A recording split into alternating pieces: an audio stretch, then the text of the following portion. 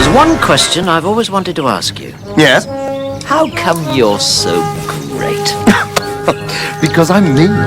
What makes a great Doctor Who? There have been a lot of different doctors over the years, some more popular than others. But here's the thing. Almost every doctor is somebody's favorite doctor. Even the ones who had a rocky run still had fans that connected with them. And that's because at the heart of it, there are certain traits that make the Doctor. And when an actor can tap into those traits, and if they're lucky enough to have the writing that lets them shine, you get a truly great Doctor.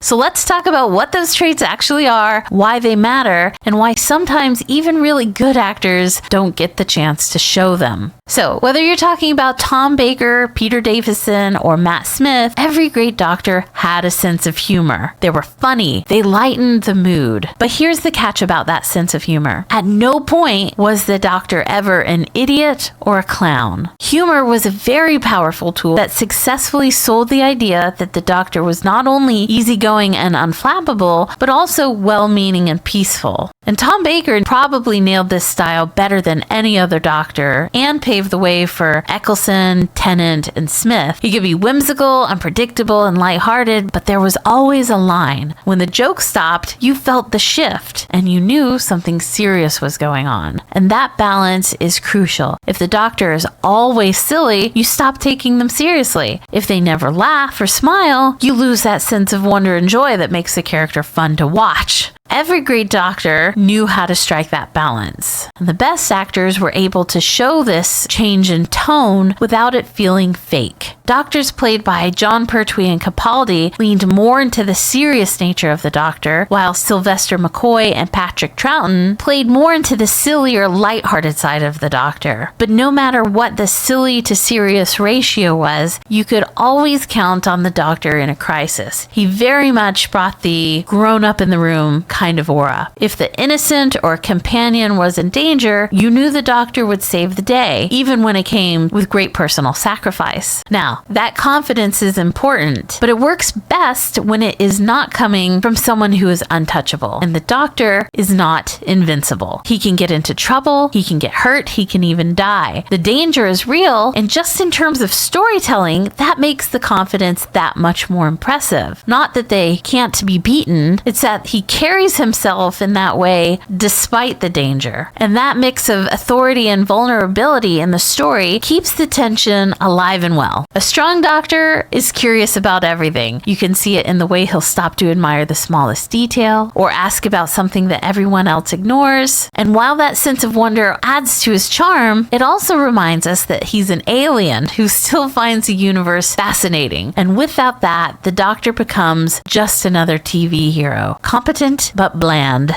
A great Doctor walks the line between the familiar and the strange. Now, here's where it gets tricky. Every Doctor has had moments that show these traits, but whether they get to consistently show them depends a lot on the writing, the production, and the creative direction. The quality of writing always made a huge impact on how successful a Doctor was. If a show was slow or just plain stupid, it becomes too distracting and it really doesn't matter who is playing the Doctor. It's just not going to work. In fact, in many ways, I think they squandered some amazing actors by making ridiculous artistic choices. And Colin Baker is probably the clearest example. He's a talented, classically trained actor who was so excited to get the role, but they made the choice to make his Doctor abrasive and unlikable right from the start, and it made it very hard for audiences to warm to him. The creative decisions he was stuck with impacted his Doctor heavily,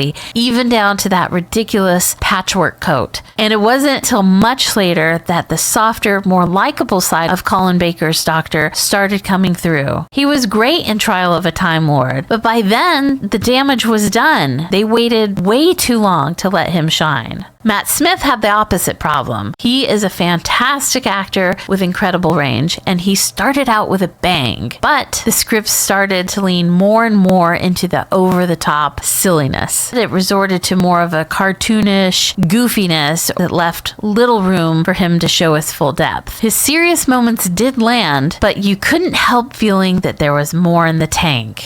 All of this matters because the Doctor isn't just a character. He was a gateway to exploring new planets, complex scientific concepts, and adventures. When the writing and the acting lined up, you had this wonderful source of imagination, not just with seeing new aliens and fictional planets, but also showing theoretical possibilities when you applied scientific concepts in different ways. What happens when an object exists in two different dimensions at the same time? What happens if you can access pocket universes? The strongest incarnations of the Doctor were able to make you laugh and make you think. And when an actor can deliver all of that and the writing supports them, you got the kind of Doctor who reminded you why the character was genius in the first place, and why the show was so special, and what kept audiences hooked year after year. Over the years, different actors have played the Doctor in very different ways, some leaning into the serious side, others embracing the silly, but whatever form he takes, the Doctor should always be someone who can carry the show, hold an audience's attention, and spark their imagination. Let me know what you think. Thanks for watching.